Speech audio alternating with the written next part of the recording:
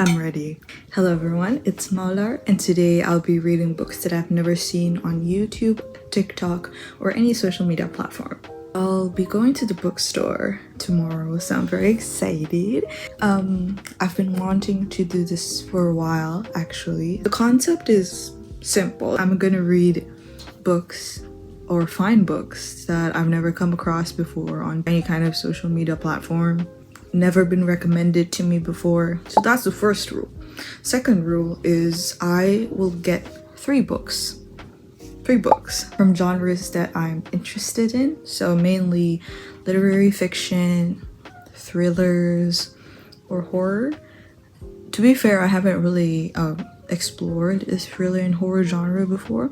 The third rule is I must decide on these books purely based on the summary of the book, the synopsis. So no looking up the reviews for the books, no reading any reviews, no asking people's opinions on it, no looking up the book on TikTok. So it's definitely going in blind and relying on the summary only. And the last rule is that I must give a review. I really want to try and find my own pace, my own standing, my own taste in books without being influenced by other people's recommendations. So that's one of the reasons why I decided to do this. Okay, see you at the bookstore tomorrow.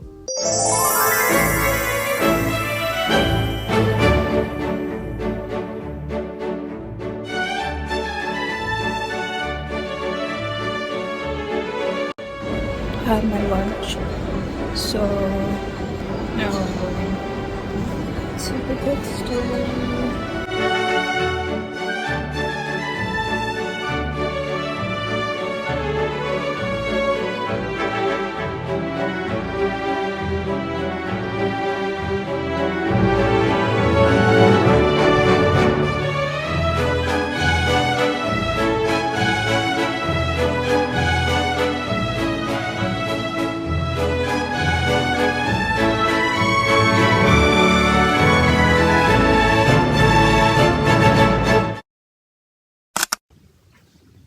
I just got back from the bookstore. I remembered the days when I started reading, and it took me back to when I was 10, 12 years old, and social media at the time wasn't really a big part of my life. Aside from the very questionable shoujo animes that I was watching at that age, which we will not be talking about, a lot of my time I filled it with reading books. I remember going to the bookstore and investing a lot of time in the process of browsing books, which is very different to what I do in the bookstore nowadays. The bookstore experience is obviously very different for everyone. When I go to the bookstore, especially bookstores like Kinokuniya, where you know the availability of a book in the store, so you can check before going.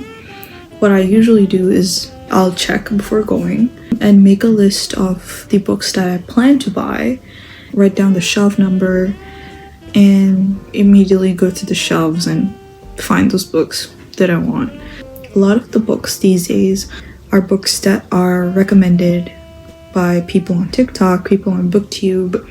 This community of books based on social media has been really wonderful. It has made us discover a lot of new books and stuff, which I am also very thankful for, because I have found many amazing people and many amazing book recommendations from them.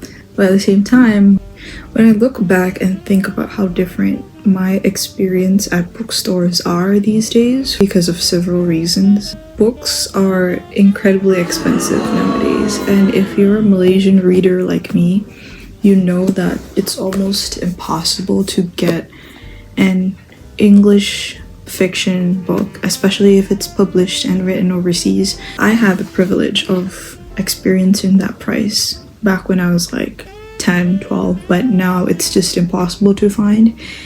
One English fiction book that is from an overseas publishing company would probably cost you like 60 ringgit minimum. If you get two books at the same price, that's already like a 3-digit price point.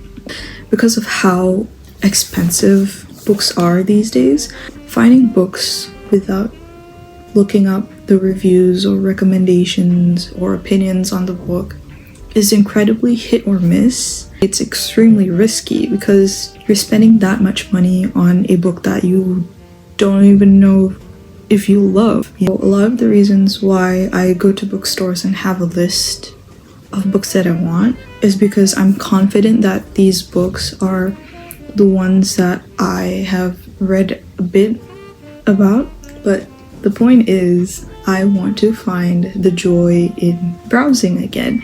So I want to find books that I would love on my own, just so I can get a better idea of the things that I would enjoy without being really influenced by the presence of other people, the presence of other opinions on social media.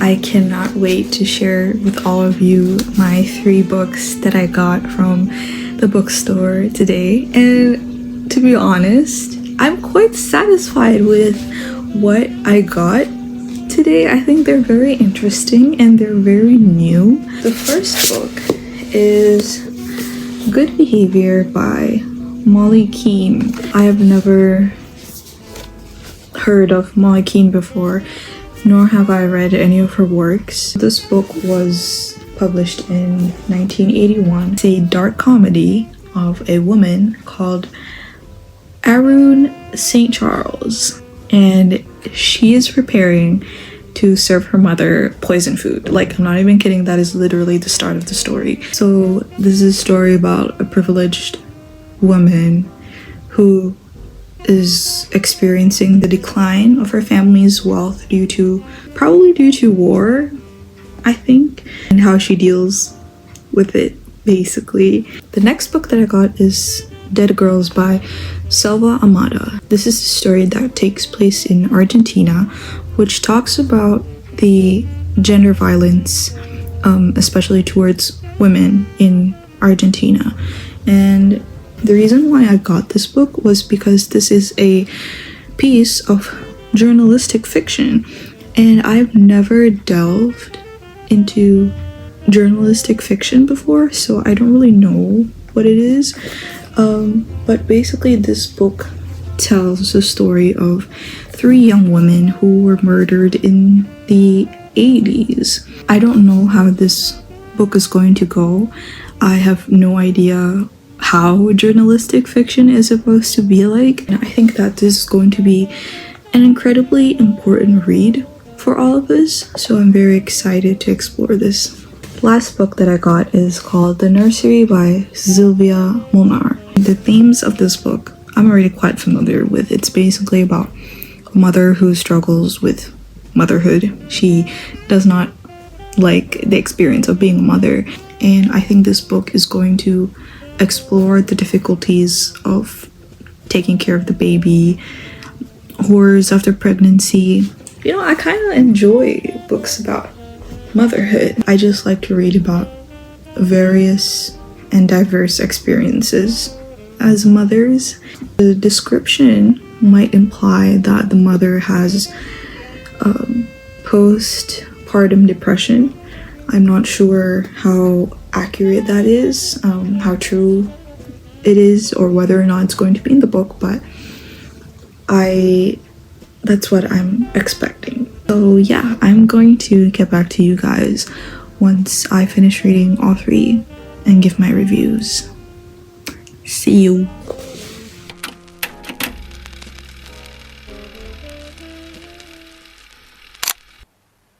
Hello.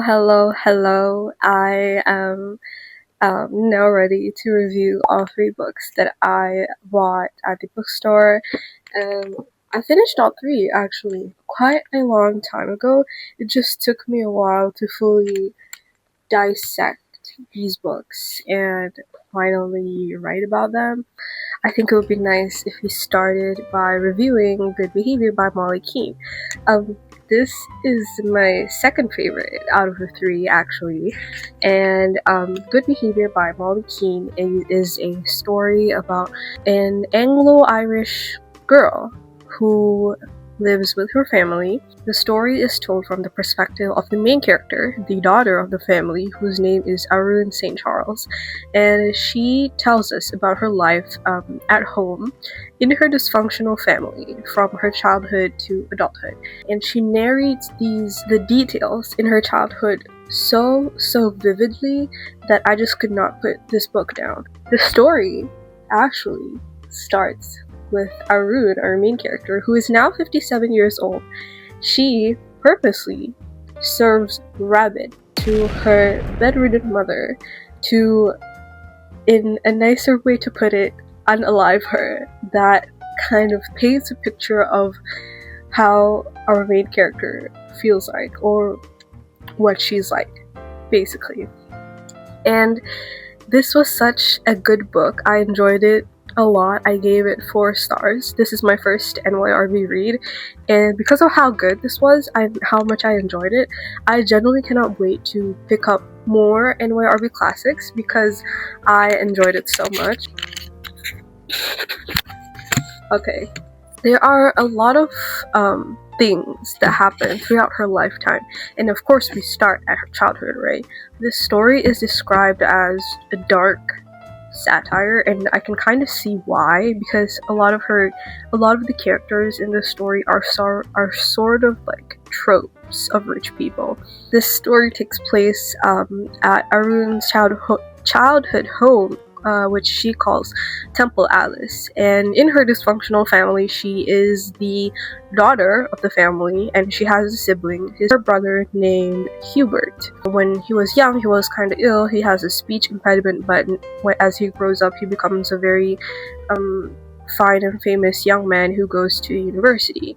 Arun's father is a very famous horseman. He's very famous for riding, and he is infamously known for having his own love affairs outside of the household. He has a lot of admirers, if you will, and Arun's mother is the most probably frustrating out of the bunch. She is extremely neglectful. She does not want to have anything to do with the kids. She does not care, and she basically leaves all of the child care to pretty much the maids, and sometimes the dad, and the governess, who is one of the characters that play a huge part in how the story goes. Arun's mother would rather spend time painting, as Arun says, really ugly paintings in her studio room, and pick up any other activity like gardening and stuff. Anything other than spending time with her children. And dinner times and meals together at the table are so dry and so quiet. There's no such warmth or love in this family. We follow Arun from childhood up to adulthood. There are a lot of themes and episodes where you see Arun's growth, very pampered by wealth, but also very neglected of love. And because of this, the biggest theme in this story, based on Arun's behavior, is it denial, or is it Arun just being naive? So this is a constant debate or question that popped up into my mind when reading. Naturally, she did not receive much love and affection from either of her parents, despite that being the one sole responsibility of what parents are supposed to do. So her parents decided to hire this governess, and a governess is a person who is in charge of the children's education back in the day. So she's supposed to prepare the lesson plans, but she's not supposed to babysit. It's simply she's simply a teacher. But their governess, Mrs. Brock, she is very loving, very caring for them. That not only she prepares these lessons for Arun and her brother Hubert, but she also gives them a lot of character growth that they lack because of how neglectful her parents are. So she showers them with affection, praises, encouragement, and these are things that Arun and Hubert encounter for the first time in their lives. And as you can see, because of how Mrs. Brock approaches these children, you can see Arun's incredible love and adoration for Mrs. Brock. She wants to impress her, she wants to confide in her, she wants her praise and her attention. Everything she does is pretty much for Mrs. Brock. But things seem to take a turn when all of a sudden Arun's father seems to have a good amount of attention to Mrs. Brock. Like, what's going on? And I like how this is narrated when we follow Arun's perspective as a child, noticing these subtle changes in Mrs. Brock and her father. For example, before this, Arun's father was their tutor when it came to riding horses, but because he, he's not very encouraging, he's not a good teacher, Arun and Hubert keep showing really poor performances when it comes to writing. At one point, Mrs. Brock takes over, and suddenly they're very good at it because, Mrs. Brock is very encouraging, which is something that you're supposed to do when it comes to teaching children. Arun's father notices this. He becomes very interested in Mrs. Brock and her ways, and aside from this event, there are other times when Mrs. Brock seems to help Arun's father, so he becomes very interested, he's very intrigued, and so he starts accompanying horseback riding lessons with Mrs. Brock. It becomes a routine. There's this one day when Arun's father, he promises to be there as promised, as usual, but suddenly he doesn't show up. And Arun, he narrates how Mrs. Brock suddenly seems very down and very sad and very distracted. She seemed very distant. Despite Arun not really outwardly pointing out the obvious here, we can kind of deduce why Mrs. Brock is feeling that way. And that is because Arun's father did not keep his promise to show up. And it turns out he was out and about with his wife. Which is how it should be originally. There are a lot of times when this happens in the story, we see things through Arun's very innocent, or at least questionably innocent perspective, but we know that, it's not what it seems to be. It's not what it looks like. And it's constantly hinted throughout the story that despite, it never being explicitly stated, Mrs. Brock and Arun's dad seem to be having an affair. But alas, things didn't turn out too well for Mrs. Brock, and I think this is just a very telling incident about how people of a lower class would end up if they messed with the upper class, people who are rich. The upper class ones who they don't really face the consequences in the end. Aside from that, throughout this book, we are told about how Arun's figure in 1920s when, slim figures were a thing, they're in fashion. Arun, she's plump, she's chubby. She never really was bothered by her size, and nobody really pointed it out. Aside from her mother, of course. When Arun is, a teen and early adulthood, she gets invited to parties by her dad's friends. So it's always her, Hubert, and her father going to these parties. Because of her size, she's often, isolated and stuff. But in her eyes, in her perspective, she is never alone because she has Hubert and her father. So she doesn't really have a lot of dance partners aside from her dad and her brother, but at the same time they are very, very happy to entertain her. It's just something that I think is worth pointing out because her perspective, her opinion about her size, it becomes becomes a part of her characteristic that we can analyze in the story. It's a bit sad when you realize that, she tends to tell herself that it's okay that nobody wants me. It's okay because I have my dad and my brother. But the way she narrates it is sad. But I can eat. I can be the fat woman in the fairground, the man who chews up iron, the big-headed woman, anything to escape from hopeless me. I was a joke again. I was a person. I was something for them to talk about. So, despite her being confident about her size, it seems that she doesn't mind about being ridiculed as long as she's accepted, as long as she's part of the party, as long as she's part of the group.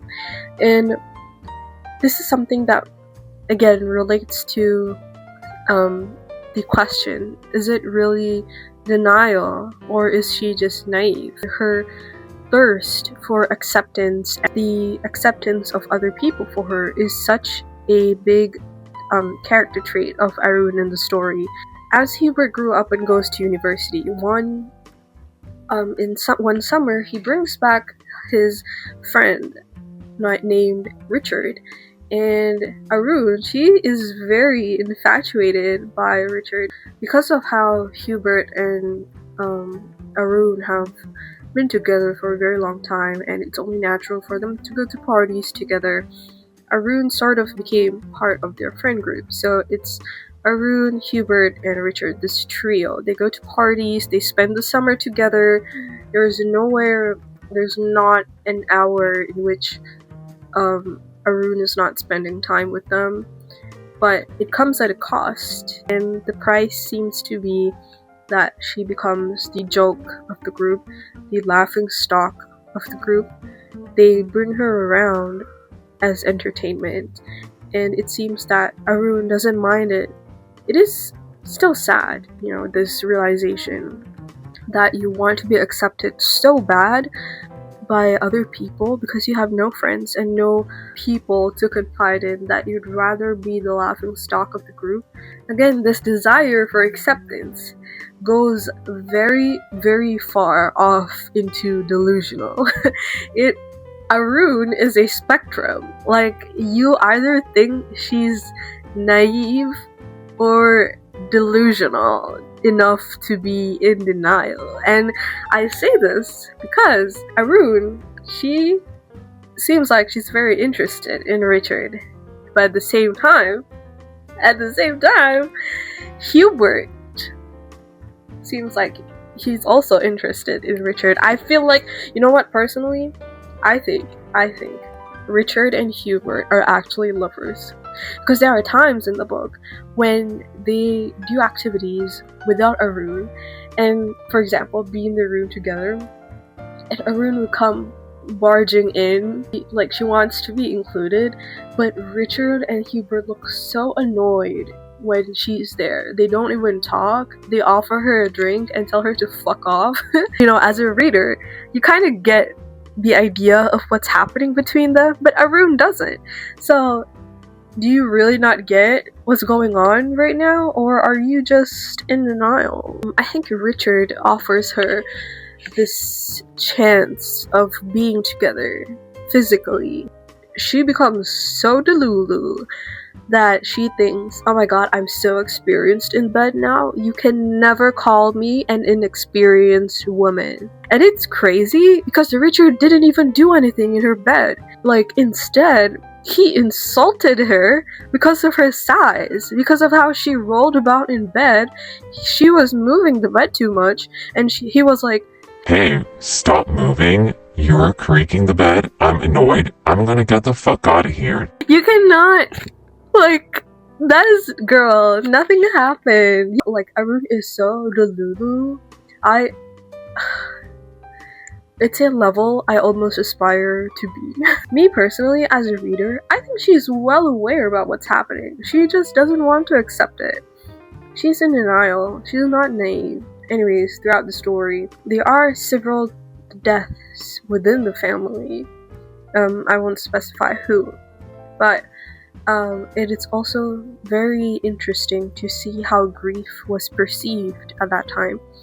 At that time, one of the reasons why the title is called Good Behavior is because you are expected to be at your best behavior during somebody's death. So you can't grieve. Our good behavior went on, endless as days. No one spoke of the pain we were sharing. There was to be no sentimentality. It was the worst kind of bad manners to mourn and grovel in grief. They avoided his name when possible, but if necessary to speak it, they did so in over-ordinary tones of voice. Mummy, more than Papa, seemed drained of resolution. It's interesting to see that back then you weren't supposed to talk about the loss of your family member openly. You were supposed to carry on as if nothing happened. That's like one of the worst ways to deal with the death of a family member, but I'm very glad that society is more open to talking about death and loss and grief at this age. It's not just about good behavior being the baseline of grief, but at the same time, there are, society will never be satisfied with how somebody reacts to grief. If you grovel and cry and mourn, somebody's gonna call you dramatic. But when you don't cry and grovel and mourn, people are gonna call you heartless. So at the end of the day, nobody's gonna be satisfied with how you react to death. So remember Richard, who Arun was interested in? Yeah, he sends a letter to Arun, and she becomes so delusional because she believes that she and Richard has something. Like, they have something going on. They weren't even official. I don't think they even had a situationship. But Arun's delusional enough to read this letter from Richard when he was in Africa, I think. And she's like, I think he's writing about me. And it's crazy! Looking at my bed, I knew I was no unwanted grotesque. A man had lain there with me. I knew what Papa believed, and his belief encompassed me and made a reality of my hopes and longings. Richard's letter was an absolute reality. I read it again to find all that was there unwritten. For instance, the river, the moonlight, the old bull elephant, and me. That was what he indicated, of course. Of course. Anything that brought me to his mind was welcome, but the idea of the old bull elephant and its bulk in the moonlight seemed too much in focus with my own big body. An echo whispered, "You're such a big girl," that he had been lying in my arms. No, only in my tilted bed. No, it must have been my arms. It was in my arms. Girl, what did you look? Can you hear yourself? Dude, I aspire to be as delusional as Arun. We learned that Arun's family is actually going broke because of the war, etc. They are no longer the rich people that they are or they were. At the same time, Arun's father, he is unwell, and as we learn about how Arun feels so determined to take care of him, a question pops into your mind, and that is whether she really incapable of taking care of him, or is it just learned helplessness? Because every time something happens, she desperately asks for, she desperately says that she wants to do something, She always tells us that, she wants to help, she just doesn't know what. And it baffles me because you could just ask your helper, Rose, who is the helper of the household. You could just ask her about what to do, and I feel like you know enough of Rose's routine for her father that you could just easily take over some of the tasks. And I feel like this is just rich people behavior, this learned incompetence, this learned helplessness. They want to do something so bad, but they just don't know what. But I guess it was common at that time for rich people to not know what to do, I guess, learned incompetence or whatever. When she does have the opportunity to take over some tasks, it seems that she only wants the easy ones. So like serving him breakfast, talking to him, She never wants to clean his toilet. She never wants to clean his bed sheets, his clothes. She doesn't want to bathe him. She wants the good parts. She wants the easy parts. But in the end, it's not like her parents showered her with that kind of love and attention. And it's not like her parents did the same as well. So I guess it's only natural for Arun to be like that. The ending was so satisfying that I nodded as I finished the book. Arun, she's not a textbook good character, you know. Of course, she has her mistakes, she has her flaws, she has her delusions, but you keep rooting for her. And I loved every second that I spent with her, and I desperately wanted, actually, you know what, that's a lie. I don't want more of it because I would go insane. Arun's delusions, and I would go insane. So I think it's nice that we had to stop here because I probably couldn't take any more of it. So I feel like it's a very underrated NYRV because I don't think anyone has talked about it before. In fact, a lot of this story is actually based on the life of Molly Keane, her distant mother, how she grew up in this rich family, how she experienced grief and loss of her family member at a very early age. It was very sad to learn that she believed that her works weren't worth anything until it got nominated as one of the nominees for this award. Okay, it was nominated for the Booker Prize, but because another piece won, she was very disappointed, and she no longer believed that she could write anymore or her writing was worth reading. So, you know, give this book a try. That's great. Okay, this is Dead Girls by Selva Almada. Now, Selva Almada is the author of Not a River, which, if I'm not mistaken, was shortlisted in the Booker Prize last year, I think. So prior to buying this book, I had no idea that she was the author for Not a River, and I've heard of Not a River. I've never read it before though, but it has been on my TBR, and I did have plans on reading the book. Anyways, Dead Girls is a piece of journalistic fiction, which is the first time I've ever heard of that term, which narrates the 3 cases of femicides which took place in the 1980s in Argentina. And these 3 femicides, they had their own investigation, but to this day, they remain unresolved. So if you're not familiar with what a femicide is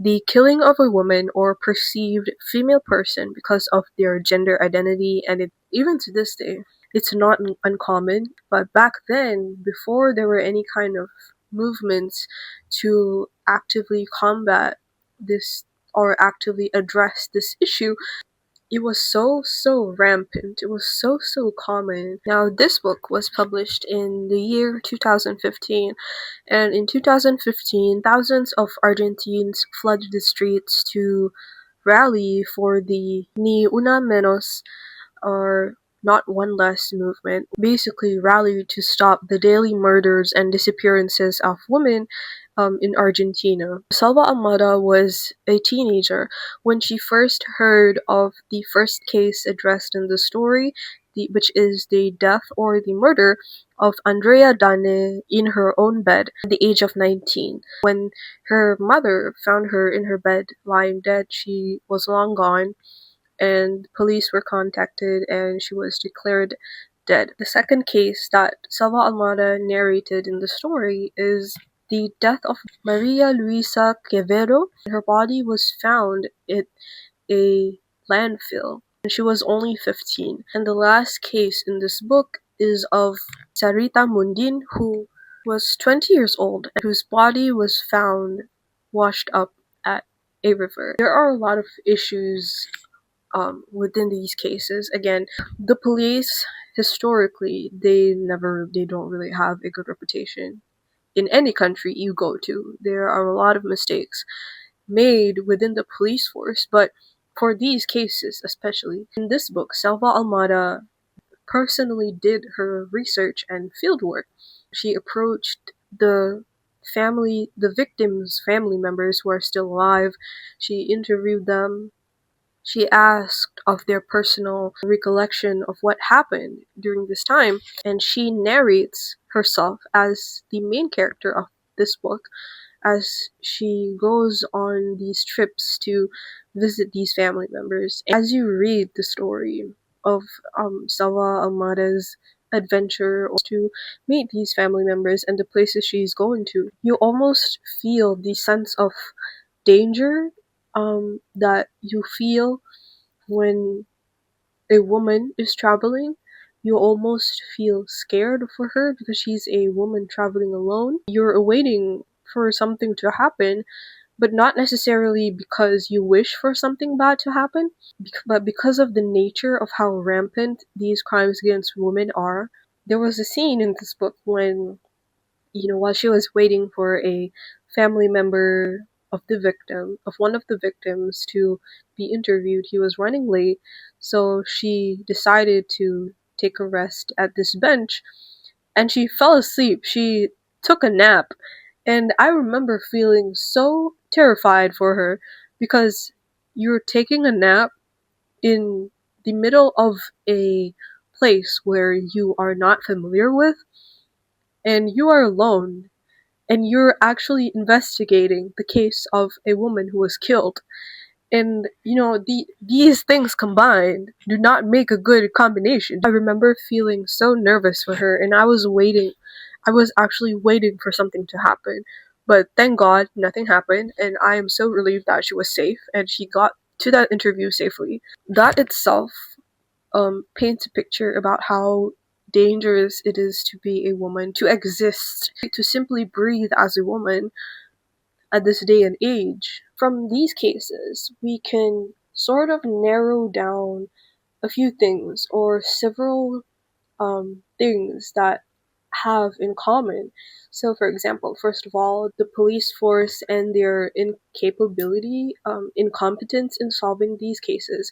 There was a lot of misconduct and there was a lot of mistakes in the investigation. For example, when Andrea Dunne, the girl who was found dead in her bed, the police force did not barricade her room or her house, and prior to the police's arrival, there was already so many people, so many neighbors who personally went inside that house to look at her body. So the crime scene is already contaminated, and that made it even more impossible for the police to find anything, especially as incompetent as they already are. The police force kept following leads that were not leading them anywhere. There was continuously no progress in these cases, or at least there was no solid evidence to be found. Of course, with these murder cases, there are suspects. So, for example, in Andrea Dane's case, when she was found dead, her parents were actually the main suspects, especially the father, because the father, he was known to be a very, very big fan of knives, and there were knives all over the house. But after the murder, it seemed that there was one knife of his that was missing, but there was no follow-up with that. And it seems that from his behavior, he wanted the case to be over with. When she was pronounced dead, with no effort, he accepted it too fast. He was like, okay, she's dead, case closed. It's done. Let's just accept that. But again, it's something subjective because, like I've mentioned in the previous book before, you can't really dictate how someone behaves when it comes to the death of their family member. You can't really dictate or set a baseline on how someone should or should not behave when it comes to grieving or mourning. So this made the case even more complicated. These cases also talked about the socio-economic status of these girls. These girls were living in poverty. Some of them had to take up really dangerous jobs, prostitution, to make money. They were very, very young, 14, 15, but For example, Sarita was pregnant with a child, and because of that, she had to turn to prostitution to make more money, to make more income for the family, because of how, they were perceived by the public as cheap, as, girls who deserved it, because of how they, quote unquote, sold themselves to people. Nobody took more action to follow up with this investigation because to the public, to the police, these girls were not worth anything. Their lives were not worth it because it seemed like they were the ones who picked up these dangerous jobs. It was like they almost deserved it. And that's a sad reality that we live in. People pick and choose who deserves justice and who doesn't. This is a difficult book to rate because it's necessary reading, and I don't think rating this book would give it justice. It would do justice for how important this topic is for us to be reading and to be aware of. But just know that I enjoyed it, and it is definitely a book that transcends any form of rating. So read Dead Girls by Selva Almada. And the last book of the three is actually my favorite, and it is The Nursery by Szilvia Molnar. Wait, I gotta show you guys. The cover is brilliant. As you can see, it is resembling a breast, and the position of the novel presents the milk dripping from the breast. Brilliant. I love book covers. This is a story about a new mother who narrates her day-to-day uneventful life about taking care of her newborn. Throughout this book, it's not a linear narrative. There are times when you're brought to what's happening in the present. So she's taking care of the baby, she's feeding her, she's, putting her to sleep. But then you get snippets or chapters when she's still pregnant with the baby, when she's in the hospital after giving birth, before giving birth. These chapters are very short, and the way I describe it is like a dream. And I think it's very intentional. It was intentionally written this way because there are a lot of scenes when the main character of the story, the mother, she tells us about how she's drifting in and out of sleep while she's taking care of the baby. When she wakes up, she's so disoriented, she doesn't even remember where she is, but the only thing in her mind is the baby, the baby, the baby.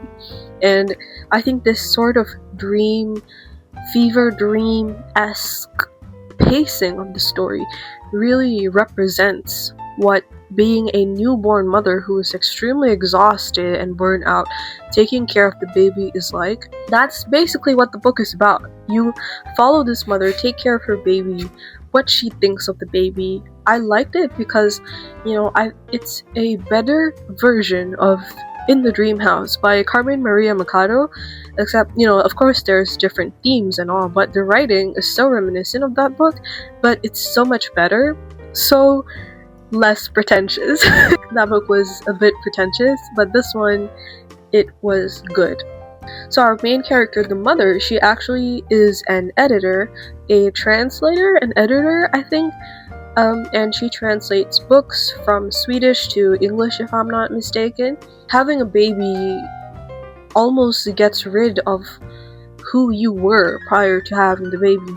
And it's so easy for other people to tell you that you are, but they don't understand, and I don't think they'll ever understand, because motherhood is such a different experience for everyone, and it's not a one-size-fits-all kind of thing. Some advice that works for some mothers won't work for other mothers, but for some reason, men and women and mothers alike don't seem to accept this fact. Not everyone is going to be the same, and not everyone is going to be as receptive towards the advice that you give. Although there isn't much of a plot in the story, it's basically just us following the mother take care of her baby, who she calls Button in the story.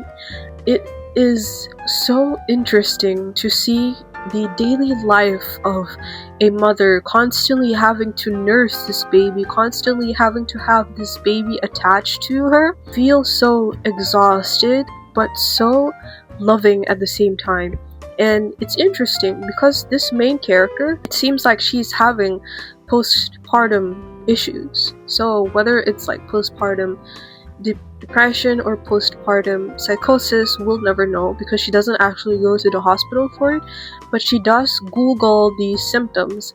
She narrates to us, what if I just covered the baby with a pillow? Everything would go back to normal. And it's almost terrifying how this option is being weighed so naturally, as if killing a baby isn't really a big deal.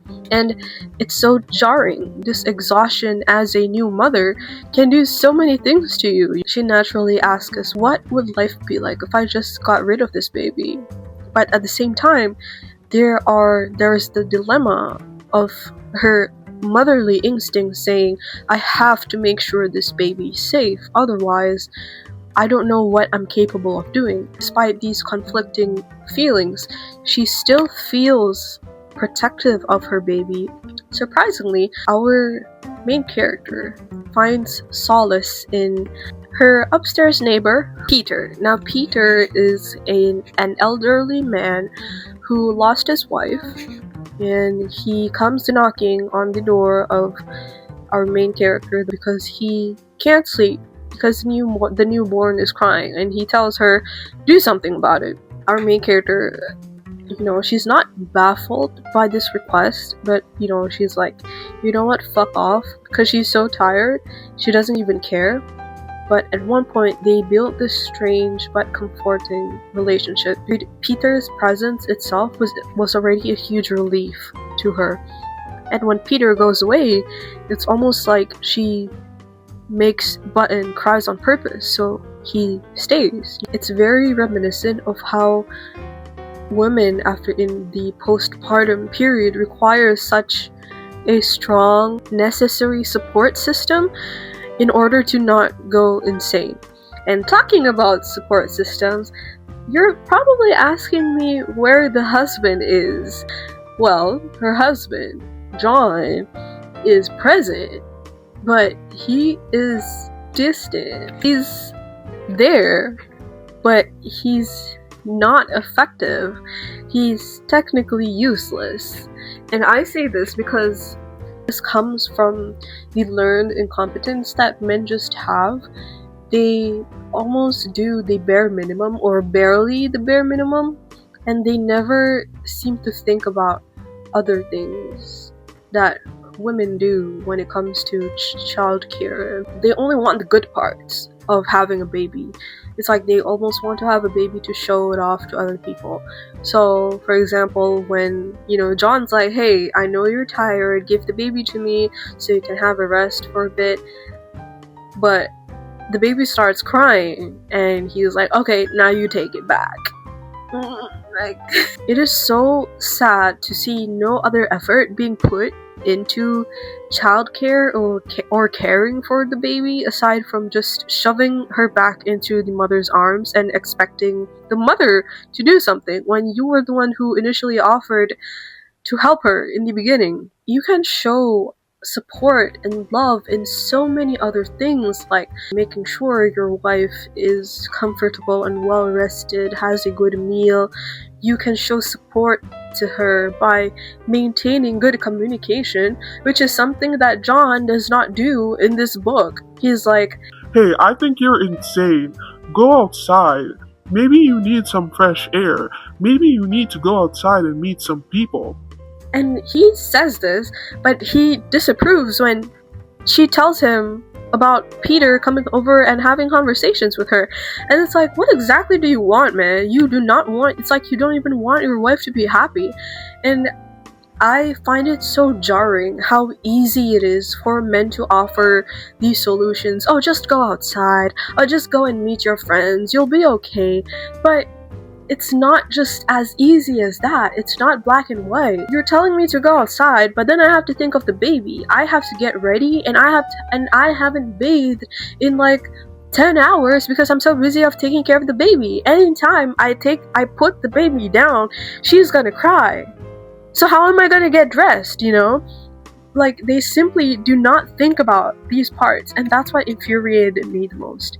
When we talk about postpartum health in women, it's so jarring how this book and the yellow wallpaper is so reminiscent of each other, and the two husbands are called John. If your name is John, you need to start asking yourself if you're a good husband. Why are all the bad husbands called John? In the end, I did feel a bit sad when it comes to John, because there was a scene when he genuinely felt sad, genuinely expressed that he wanted his wife to get better, but things spiraled way too far that at this point our main character, she is so numb. She doesn't feel anything anymore. She doesn't even want to get better. She doesn't want to do anything. This reality was just so heartbreaking to see, because again, I feel like this really highlights how important it is to have communication before having a baby. We don't want the man in the relationship so happy about having a kid without realizing that his wife is suffering all this time. And in fact, this isn't something that can happen when the pregnancy is taking place. Like, for example, in this book, our main character, she doesn't understand what the mothers were talking about. She doesn't understand the advice they give her, how they say, it's so easy taking care of the baby as long as you think about giving up on other things. Like, she never understood this. She thought everything will be fine. And look where she is now. There are so many unexpected things that you have to look for, that you have to expect and anticipate in a pregnancy and after a pregnancy, that it's just not an easy task. So this was such an incredible, horrifying, claustrophobic exploration about motherhood, the cost it comes with. I think everyone should read this book, and I have to give credit and kudos to the writer Szilvia Molnar, who wrote this book, because she wrote it based on her own experiences of motherhood. So I feel like this book was incredibly personal. If she'd never admitted that this was based on her own experience, then we wouldn't know. So that was very brave of her to admit, and to put these feelings that can label you as a bad mother even on paper for everyone else to read and relate to. And I like how she described this book. She says motherhood and taking care of the baby is like an annoying neighbor constantly knocking at your door. And I like how she used this analogy, directly applied it to the plot. This is definitely a 5-star read for me. It was a good read. Probably the best? Probably the best read in the month of July. I enjoyed it a lot, and I think everyone should definitely go and pick up your own copy of the Nursery and experience this for once in your life. Anyways, that's all. I had a great time picking out these books, reading them, and I am so happy to be introducing these books to the world, to other people, for other people to enjoy. If you've ever read these books, do let me know what your thoughts are and comment below so we can have conversations and discussions about the books. I look forward to share about my reading discoveries and my readings and the books that I read with everyone else, and have conversations with you guys soon. Thank you so much for the support. Bye bye!